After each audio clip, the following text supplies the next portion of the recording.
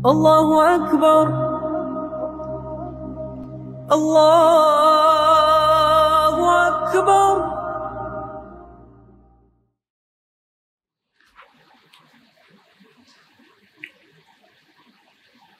طيب، السلام عليكم ورحمة الله وبركاته. الحمد لله رب العالمين والصلاة والسلام على أشرف الأنبياء والمرسلين وعلى آله وصحبه أجمعين.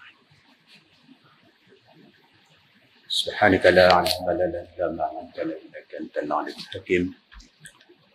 رب اشرح لي صدري ويسر لي أمري واحلل عقدة من لساني يفقهوا قولي. Silakan Tuan Imam, Bilal, tuan-tuan yang dirahmati Allah. Pertamanya kita syukur kepada Allah SWT yang masih menyambung rezeki umur dari kita. Di antara rezeki yang tak dapat dinilai harga, itulah umur. Hari-hari kita mendengar ataupun melihat berita-berita, cerita-cerita kematian.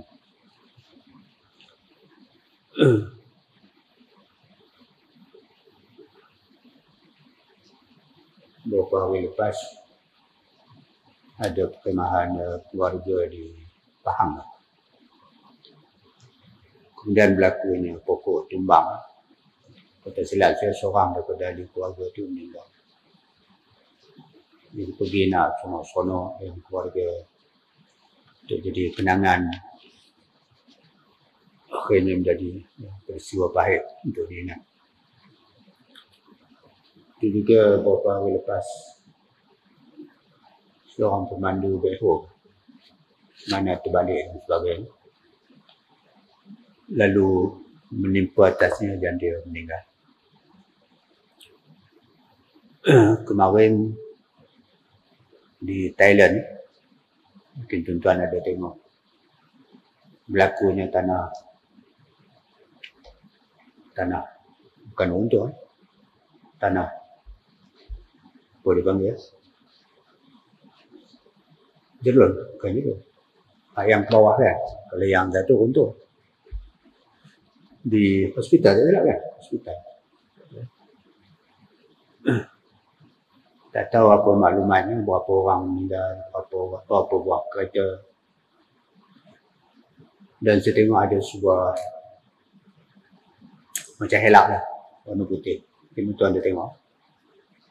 Dia duduk betul-betul di jurang. Kan? Di jurang dan sebelah tayar belakang, sebelah pemandunya memang dah tergantung lah kita kata. Ya.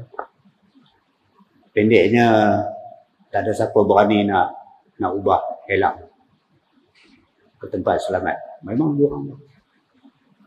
Dan petang tadi saya tengok berita diangkat oleh itulah jentera angkat. Ya. Dan diangkat helak tu bawah ke tepi.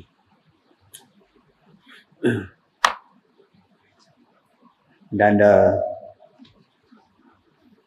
saya rasa pemandunya tak ada di situ. Mungkin dia hospital. Tapi nak cerita berapa harga helak sebab 100 lebih kan. Mana kalau dia jatuh ke bawah tindas. Jadi tentulah bila satu jentera mengangkat, kurang-kurang pun saya rasa lah. Kan. Bayaran upah angkat tu saya rasa kurang-kurang 3,000. Saya rasa lah. Walaupun kerjanya tak lama mana. Kalau nak dibandingkan harga helak tu yang RM100. Dan jadi tu nak cerita rezeki umur ya. Beberapa bulan lepas sebelum Raya Haji lah, seorang perempuan India kan, daripada India, mati di jalan Masjid India yang tanah. Kalau tak silap saya sampai sekarang tak jumpa lagi. Tak jumpa. Maknanya dalam peristiwa-peristiwa tertentu akan datang, orang akan jumpa tulang. Oh, ini gamanya. Jadi jatuh jauhnya dia daripada India. Allah takdirkan meninggalnya di Malaysia ni, jalan Masjid India. Jadi kita hargailah setiap detik daripada nyawa kita ni, ya, untuk menambahkan ketaatan kepada Allah SWT. Baik. InsyaAllah rumah Allah ini, di mana-mana pun rumah Allah, tidak pernah menyampaikan sesuatu yang tidak betul. Cuma yang kemungkinannya mungkin penyampainya macam saya lah, contohnya mungkin tersilap dan sebagainya. Dan dalam mana-mana pun majlis ilmu, ya, bila kita tahu ini tak betul, jangan segan untuk menegur. Kan? Ustaz, apa yang saya dengar tadi, saya rasa tak ada masalah. Daripada guru tu membawa satu perkara yang tidak betul ke tempat lain pula, kerana tempat yang sebelumnya tak pernah menegur dia. Dan tak pernah menegur dia. Baik. Bulan lepas kita menyebut tentang perempuan berkahwin dengan perempuan-perempuan musyrik ataupun penyembah-penyembah berhala, yang bolehlah kita nisbahkan perempuan-perempuan yang ada di negara kita ni, yang bukan Islam. Mereka tu daripada penyembah-penyembah berhala, ya, penyembah-penyembah berhala. Kemudian perkahwinan dengan perempuan ahli kitab, ya, ahli kitab. Ahli kitab iaitu mereka yang telah Allah turunkan kitab,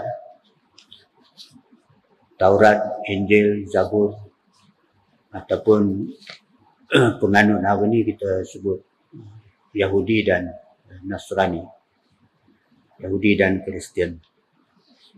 Jadi mereka ni daripada umat yang diturunkan kitab, ya. Macam kita diturunkan Quran, mereka diturunkan Taurat, Injil, Zabur dan sebagainya. Cuma masalahnya, apakah yang ada pada hari ini tu ahli kitab, kan? Keturunan tu memanglah. Tapi adakah mereka tu masih beramal dengan ajaran daripada kitab, kan? Jadi kalau mereka tu memang berpegang teguh, kan, dengan ajaran apa yang bawa oleh Nabi Musa dulu, Nabi Isa, Nabi Daud, Nabi Uzair dan sebagainya, kan? Kerana Allah tidak menentukan mereka tu dalam tempoh tertentu dan sebagainya, tidak. Macam kita juga, orang Islam kan, beragama dengan agama Islam, dia tak ada tempoh tertentu.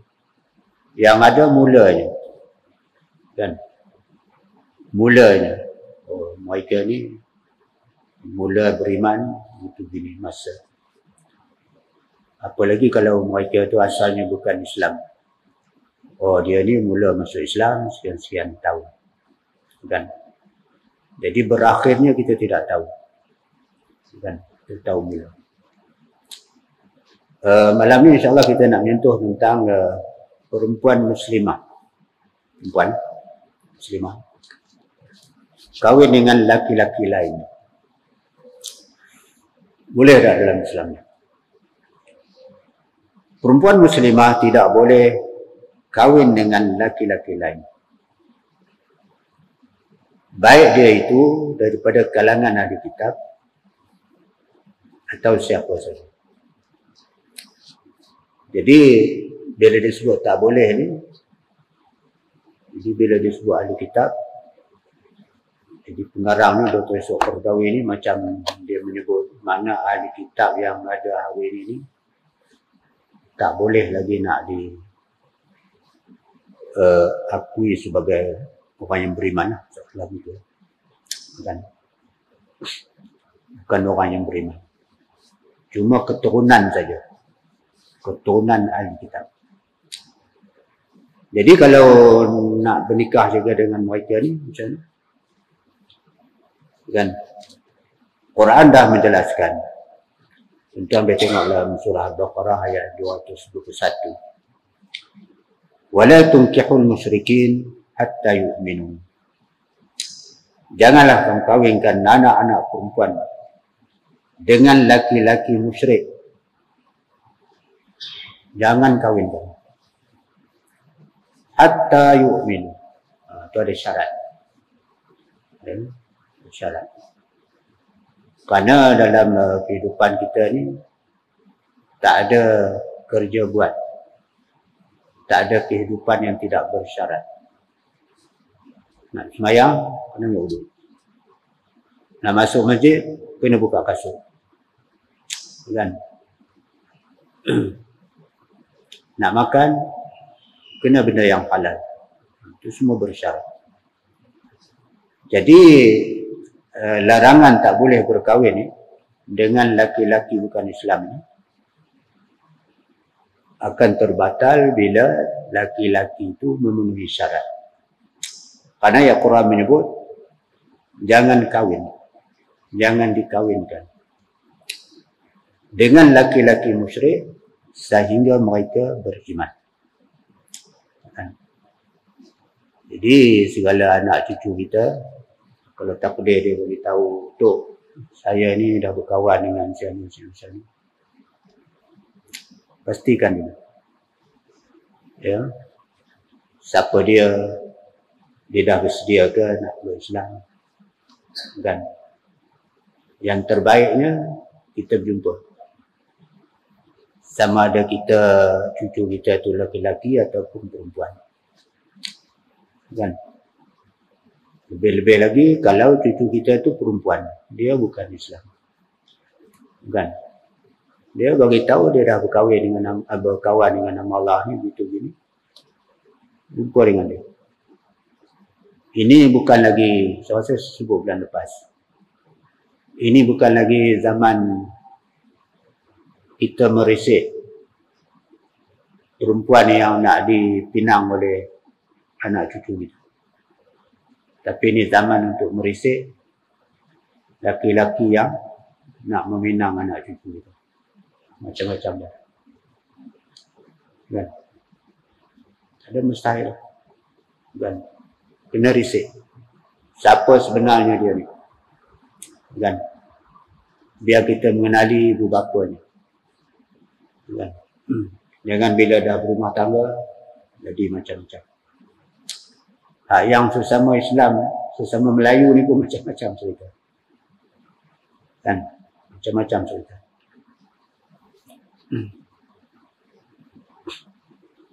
Beberapa hari lepas tengok maklumat tentang seorang personality TV, pembaca berita TV. Kan? Masyhur lah dia ni perempuan.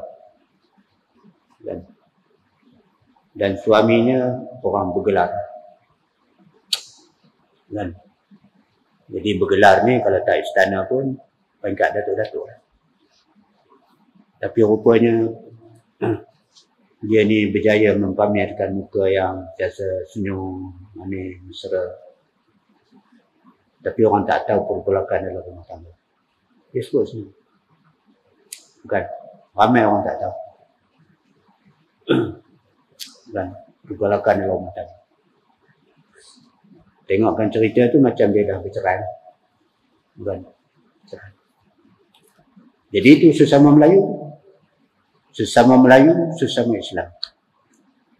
Macam mana kalau anak cucu kita berkahwin dengan orang yang asalnya bukan Islam. Bukan Islam.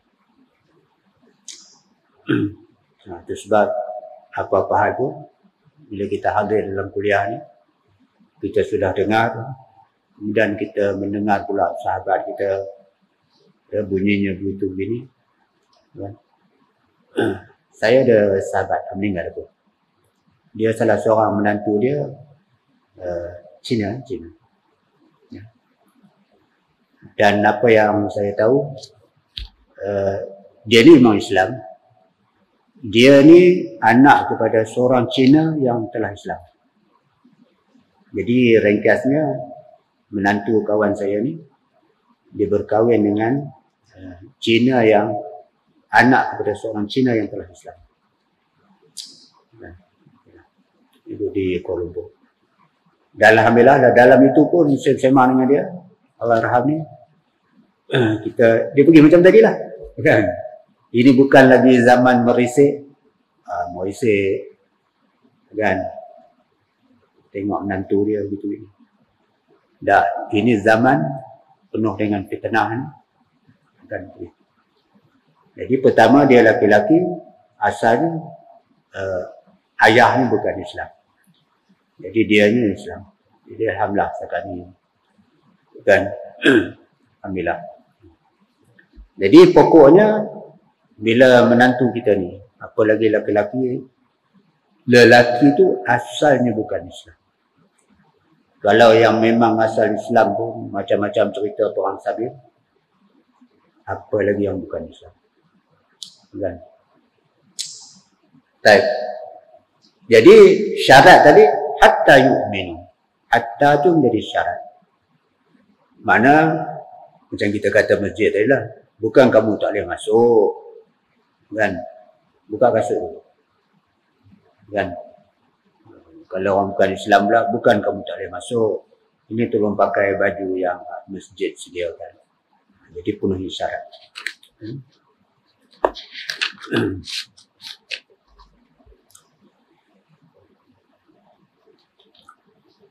Fa'in 'allamtumuhunna mu'minatin fala turji'uhunna ila al-kuffar la hunna hillun lahum wa la hum yahilluna lahum.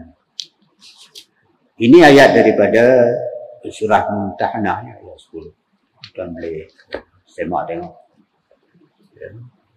Lebih lagi di mana-mana kuliah pun bila kita mendengar ada disebut ayat Quran gitu ini, biasa lah supaya kita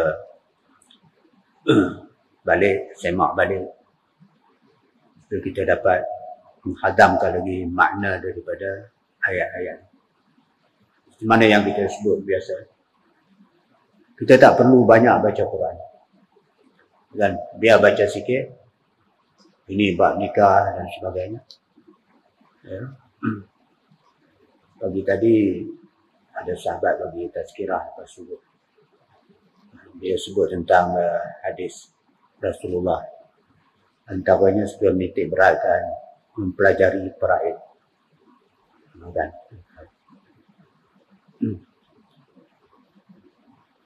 Jadi mempelajari faraid. Kenapa? Terutama hari apa zaman ini dah banyak orang tak kisahkan harta. Dan sedangkan ahli warisnya yang lain masih ada. Ahli warisnya itu mungkin merantau ke mana-mana 20 tahun kemudian lah muncul dia. Ingat mati dah. Harta dah bagi. Jadi adakah dengan sebab lama berlaku tu hukum tu terhakif? Tidak. Kan? Jadi orang yang kadang-kadang dia tahu bab faraid pun, alah, yang dia susah-susah pergi negara orang tak balik-balik, pasal apa? Dah, ini hak dia. Dia semua begitu. Ilmu. Ya. Kalau sudah yakin dia kata mereka itu, iaitu perempuan-perempuan mukminah, maka janganlah dikembalikan kepada orang-orang kafir. Pertama syarat, kalau nak menikah, pastikan mereka itu beriman. Ya, beriman. Jadi bila beriman, maka sahlah nikah. Ya, yang sebelum ni bukan sekadar beriman saja. Kalau hari ini saya sebut dalam kuliah yang mana dulu, yang pernah berlaku menikah di Pangkalan Hulu. Kes ni saya rasa dekat 20 tahun. Ada dalam sahabat tu. Kan? Jadi dia seorang perempuan Islam, laki-laki Islam. Rupanya dia ni masih lagi suami orang. Jadi itu sebab dalam Islam ni banyak benda ni. Yang nak menikah dengan sesama Islam tu kena tengok. Apa lagi dengan yang bukan Islam. Baik. Kalau sudah yakin mereka itu, iaitu perempuan-perempuan itu mukminah, maka janganlah dikembalikan kepada orang-orang kafir.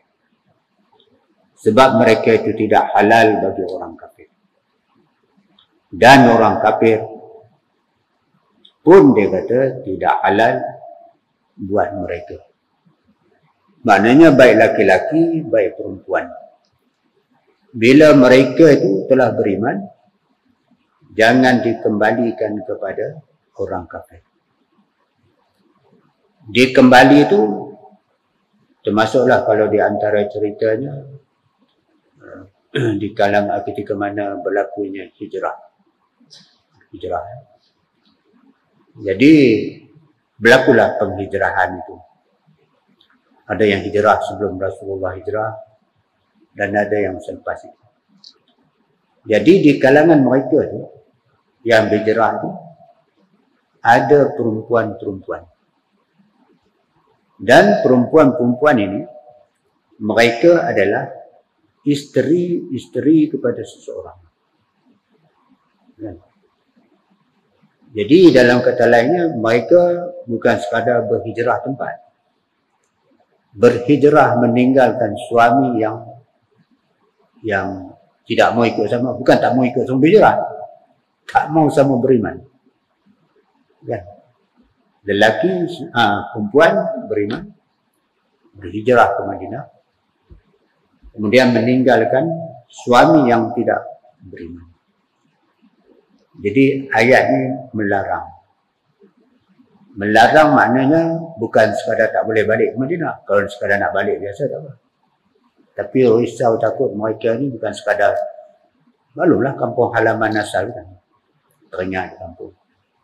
Tapi maknanya yang tersirat silah supaya jangan benarkan mereka balik ke tanah suci Mekah kerana dibimbangi mereka kembali semula kepada suami mereka.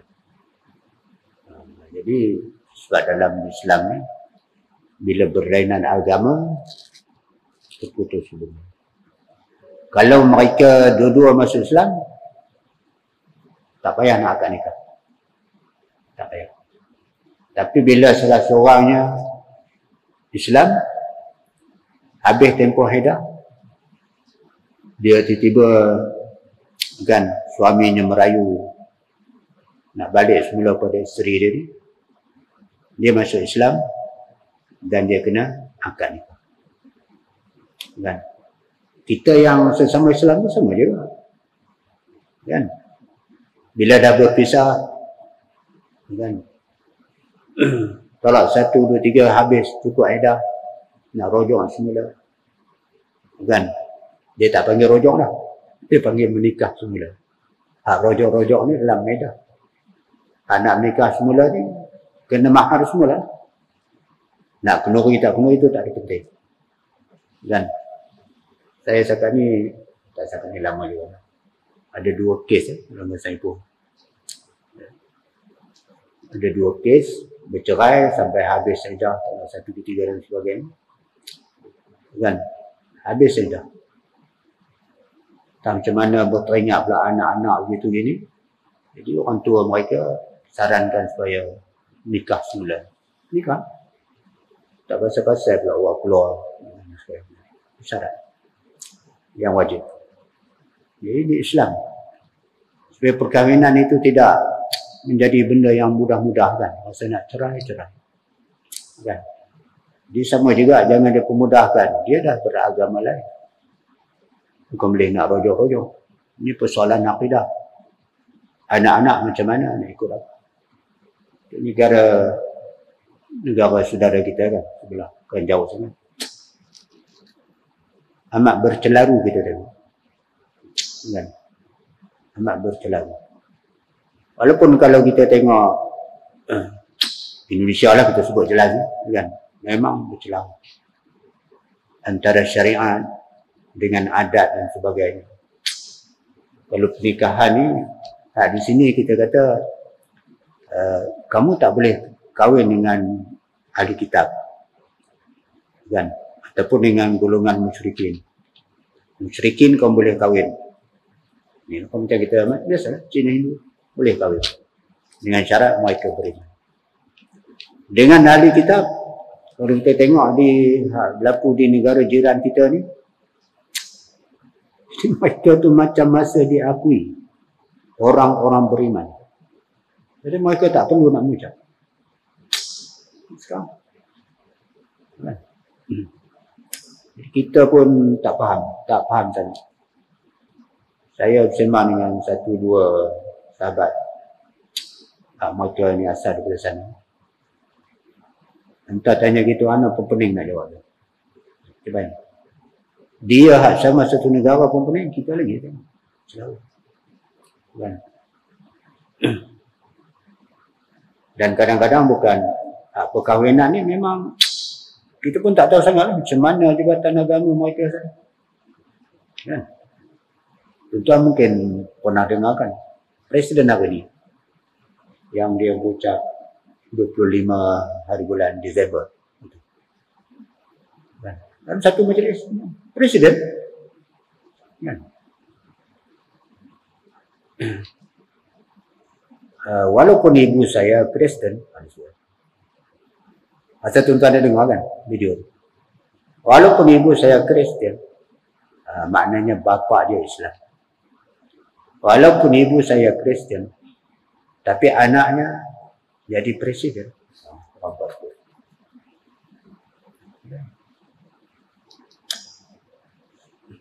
Dan anak dia, kau tak silap. Kalau silap tuan-tuan dalam betul. Anak dia 4 orang. Presiden sekarang. Yang sulung dan yang nombor 2 Islam, nombor 3 dan nombor 4 Kristen. Kita kan, benda ni nas. Jadi bila kita tengok begitu, maknanya mereka masih mengiktiraf yang ada di Indonesia tu adalah ahli kitab. Cerita sebelum perutusan Rasulullah, memanglah ahli kitab tu diakui. Mereka tu daripada kalangan yang diturunkan kitab, yang beriman, Apa dia beriman tu? Contohnya orang Yahudi. Kami ahli kitab, tapi kamu tidak lagi beriman sebab kamu menganggap Uzair itu anak Allah. Allah tidak beranak. Orang Kristian pula, kami ahli kitab. Tidak, kamu bukan ahli kitab lagi. Kamu dah terkeluar daripada senarai ahli kitab kerana kamu menganggap Isa sebagai anak Allah. Orang Yahudi, Uzair anak Allah. Kristian lagi bukan. Isa anak Allah. Maryam isteri Allah. Kan?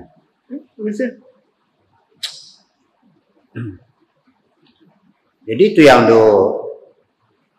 kita yang Christmas dan sebagainya tu. Kan? Jadi ada perkara yang melibatkan kita tak boleh nak bersama. Kita mengaku ini Isa seorang Nabi. Tak ada salah. Memang kita kena mengaku dia seorang Nabi.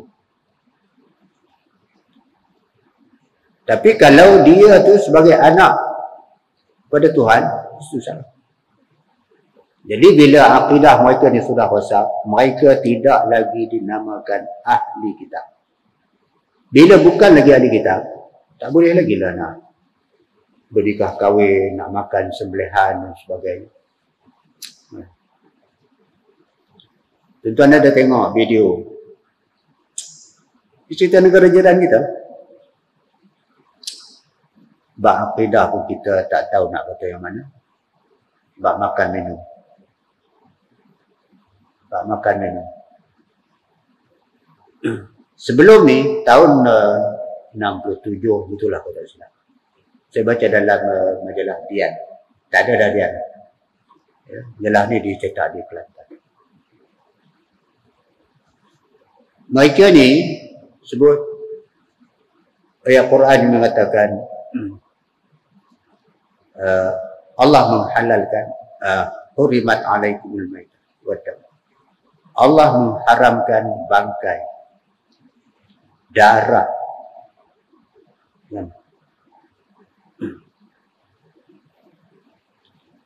Jadi ada yang kita kata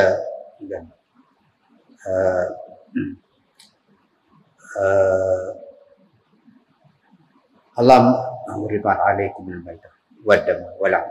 Allah mengharamkan bangkai, darah dan daging babi. Jadi ini cerita tahun 67 kan? Tahun 67. 58 tahun. Jadi kalau begitu, bila Allah sudah menyebut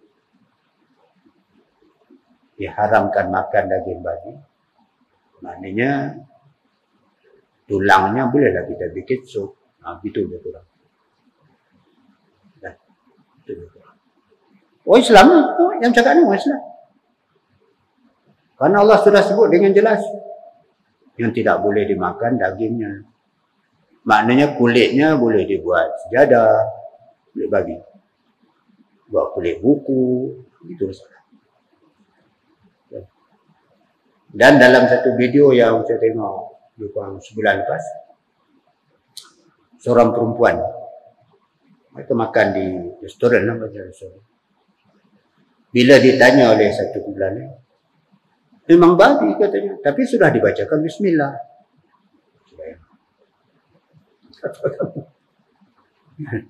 Sudah dibacakan bismillah.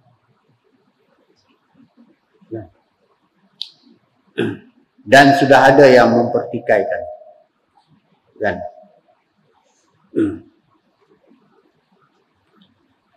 Mempertikaikan kalau enggak boleh dimakan, untuk apa Allah jadikan? Jadi kalau berkahwin pun sudah tak kisah agama. Makan minum pula dia dah bertanya, kalau enggak boleh dimakan, untuk apa Allah jadikan?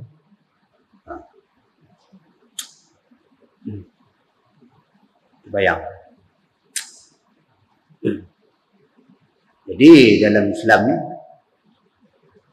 bukan semua kalau kita sentuh bab makan, bukan semua yang ada boleh kita makan. Sama juga dalam bab perkahwinan, bukan bila dia tu laki-laki, aku perempuan dia laki-laki boleh berkahwin, tidak. Ada peraturan. Kerana ini melibatkan keturunan.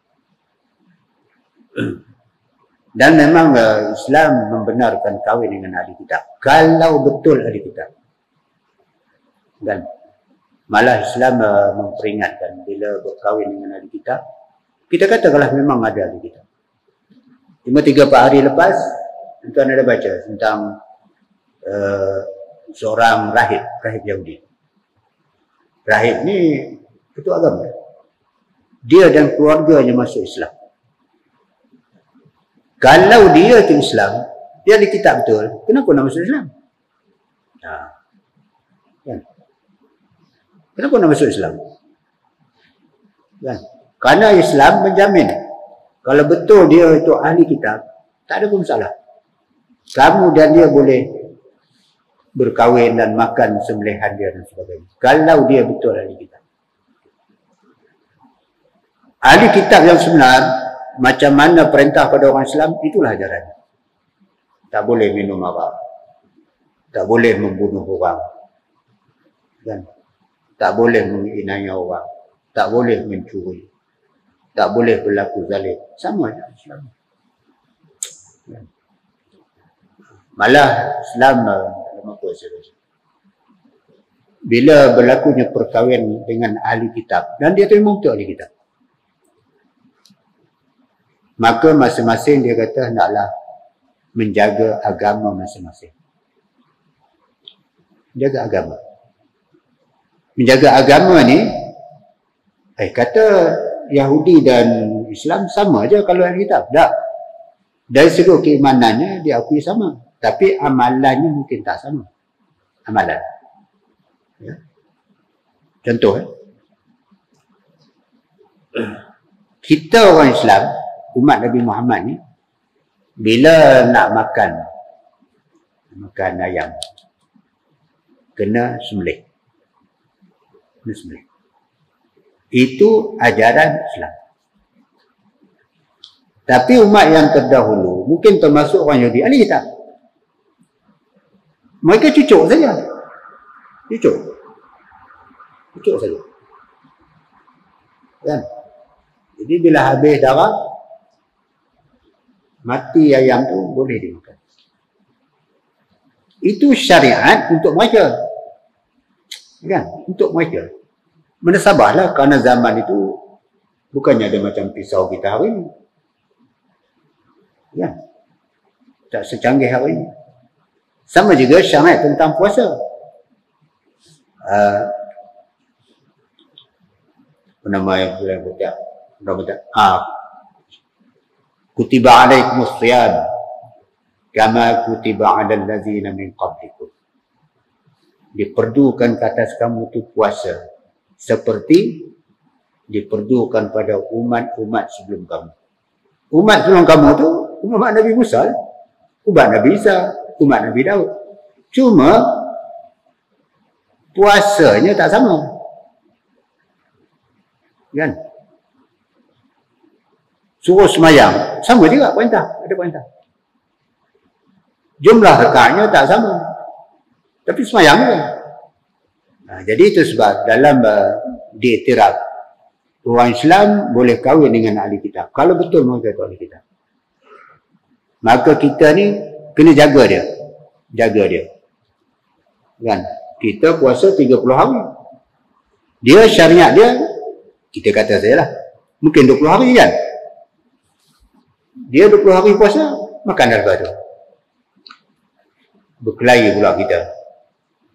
Dah, Islam mengiktiraf. Kamu kena jaga. Sama juga. Kan? Kita sembelih ayam, potong. Dia pakai cucuk. Kan? Jadi kalau dia, kita kata sembelih lah. Boleh tak kita makan? Boleh. Kan? Kita pun halal kahwin dengan dia, takkan sembelih hadiah pula tak boleh makan. Kerana itu syariat dia. Kan? Jadi boleh.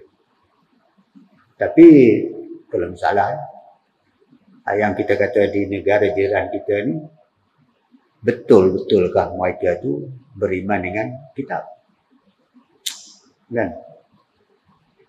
Kalau yang saya kata ada satu video yang perempuan tadi, ayam babi pun ada, tapi sudah dibacakan bismillah.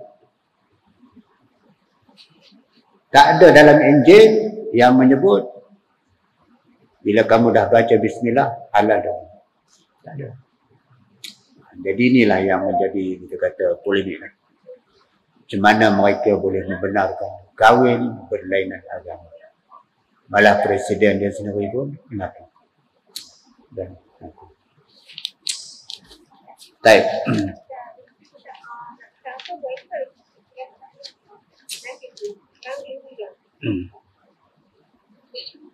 Ada apa-apa nak tanya kan? Masukan. Cuma kita di sini bila sebut wa ta'amul ladzina utul kitab hillul lakum wa ta'amukum hillul lahum dan sebagainya, halal berhalal. Jadi kalau yang dikatakan halal tadi, boleh kita makan sembelihan mereka, jadi samalah juga kita boleh bernikah kahwin dengan mereka kalau sebenarnya mereka itu ahli kitab. Tapi macam yang saya sebut tadi lah, apa rahib ya, Kristian dipanggil padri. Jadi kalau rahib dia pun boleh istihad diri masuk Islam, beriman kan, maknanya bukan Islam lah sebenarnya. Kan? Jadi yang masuk Islam ni cerita rahib tadi di Palestin, di Tel Aviv. Jadi Tel Aviv ni di antara bumi para anbiya. Kan? Era Mesir, Mekah, Madinah, apa lagi lah. Memang bumi para anbiya. Jadi kalau hak yang di sini dulu Nabi Musa pernah diutus, Nabi Allah Uzair pernah diutus. Yang itu pun dia kata dia bukan ahli kitab. Kan? Jadi dia istihad masuk Islam. Jadi kita hak yang Nabi mana pun nak sampai ni. Jadi tentulah jauh menyimpang daripada Islam. Jadi apa-apa hal pun kita ni buat cerita tadi lah. Bila ada anak, menantu dan sebagainya, bukan tak membenarkan mereka tu bernikah kahwin. Tapi pastikan mereka tu betul-betul beriman. Begitu juga makan kan. Jadi jangan kita ni duk bergantung, dia dah masuk Islam. Makanan pun begitu juga. Kan dah tulis halal tu. Dah. Ya. Baik.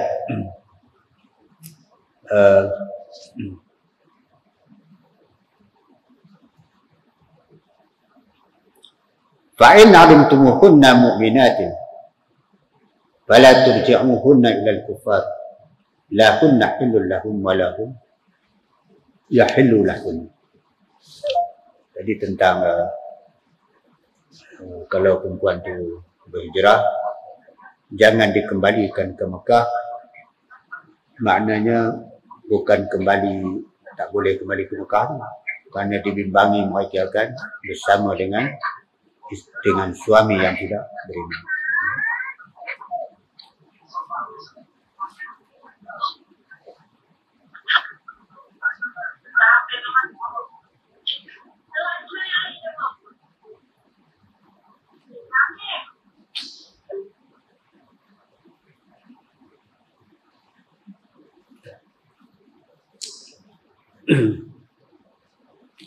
Baik, di kalangan tuan-tuan ni adakah yang kahwin asalnya berlainan agama?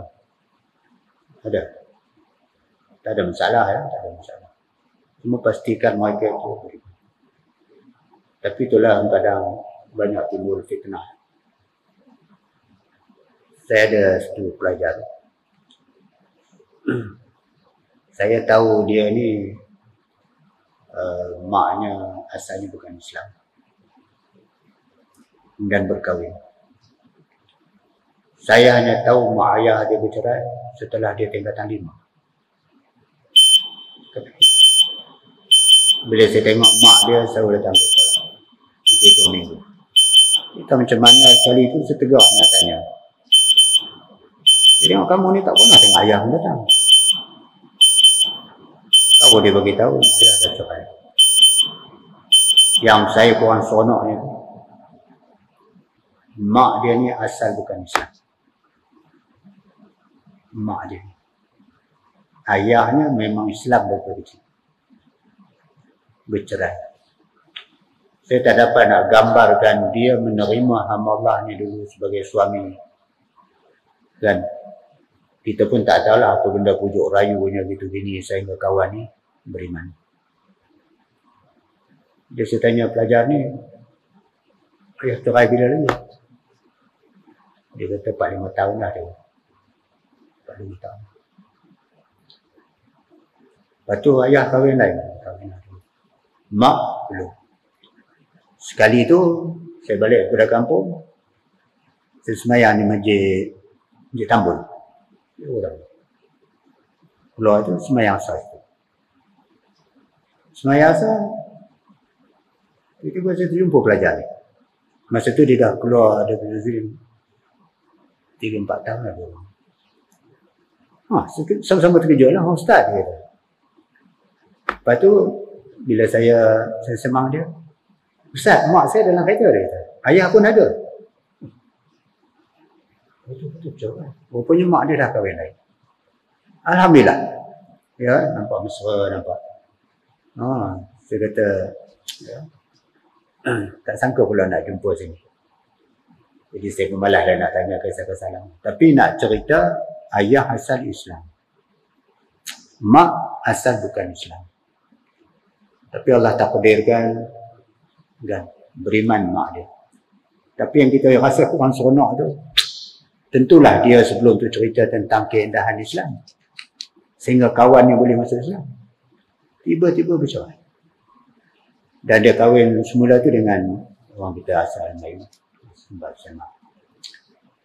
Jadi apa hal pun dengan orang bukan Islam, bukan kita tak boleh berkahwin, tapi pastikan mereka tu dipelihara Islam. Tapi kita bimbang pun kan, kahwin macam saya cerita mak pelajar tadi kan. Jadi yang asal Islam yang sepatutnya menjadi pembimbing, dia pula kan dia tak hala, mak pula yang ambil berat anak dia ni kan, sampai tamat belajar. Jadi mudah-mudahan kita ya, insyaAllah di hadapan nanti macam mana kedudukan perempuan zina. Ya, perempuan zina. Ini di antara kes yang ini macam-macam bercelaru. Boleh tak perempuan yang kita tahu dia ni akhlak tidak elok dan sebagainya, kerja kelab malam ke benda ke pula, tiba-tiba anak kita jatuh hati dengan dia. Boleh ke tidak berkahwin dengan perempuan-perempuan zina?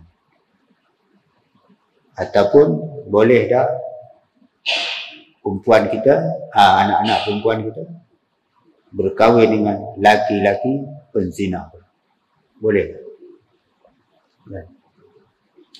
Dan hari ni macam-macam kan bercelaru kan. Ada dulu kita dengar perempuan simpanan, sekarang ni rupanya ada pula perempuan lelaki simpanan. Lupa, tuan-tuan mungkin tahu istilah, ada istilah lelaki simpanan. Itu nak jadi dunia kan. Mudah-mudahan Allah lindungi kita, anak-anak kita, sahabat handai kita, terutamanya rakan jemaah kita, pesan-pesan ya. Kadang bila buka surat khabar, risau. Tadi kawan bagi tahu, Ustaz, tak seronok lah nak cerita pun kan. Orang yang mungkin saya pun risau kan, kawan duk pergi kuliah dengar berlaku pecah amanah, berhubung dengan, kemudian tadi adik saya pula hantar, ikut mana ni, adalah sebuah tangan pegawai di pihak tanah mana tadi Tenggung, terlibat dengan tukar status tanah ataupun dengan duit hari ni kan. Dia tukar sampai saya bagi tahu adik saya, hampa yang ada tanah 2-3 jengkai tu semak-semak lah selalu. Terang tengok-tengok dah nama orang lain. Tak ada mustahil lah apa ni zaman ni. Macam-macam orang boleh buat kan. Duit kutip fitrah, zakat dan sebagainya kan. Ada cara yang rupanya tak semua sampai ke sana. Ada dia cara macam tu. Tuntutan palsu kan. 3 minggu lepas mengetua ke besar orang kita kan, buat tuntutan palsu dengan pihak yang, jadi kita ingat-ingat dan tolonglah di kalangan kita ni bila anak kita dan sebagainya ditegur oleh orang lain, tak payah ucap terima kasih lah, jangan duk pergi kan, duk serang dia pun dah serbu rahmat. Ini penyakit akhir zaman ni, bila anak kita ditegur, Cik Man jaga anak Cik Man, saya jaga anak saya. Akhir zaman kan. Jadi kalau kita dengar anak kita ditegur, menantu kita ditegur, tak payah ucap terima kasih pun tak apa, jangan pergi duk melawan pada. Kita masing-masing jaga anak, Cik Mat jaga anak Cik Mat. Saya tahulah macam mana nak jaga anak saya. Dia duk keluar masuk, turun naik mahkamah tu, kerana Cik Man jaga anak Cik Man, saya jaga anak saya kan. Jadi tolonglah kita ambil macam mana hidup para sahabat, mereka mengawal orang lain adalah terima kasih ya. Wallahu Bismillahirrahmanirrahim. Rabbil alamin. Allahumma anfa'na bima 'allamtana wa 'allimna ma yanfa'una. اللهم زدنا علما وارزقنا فهما وعملا مقبولا يا الله يا ارحم الراحمين. الحمد لله.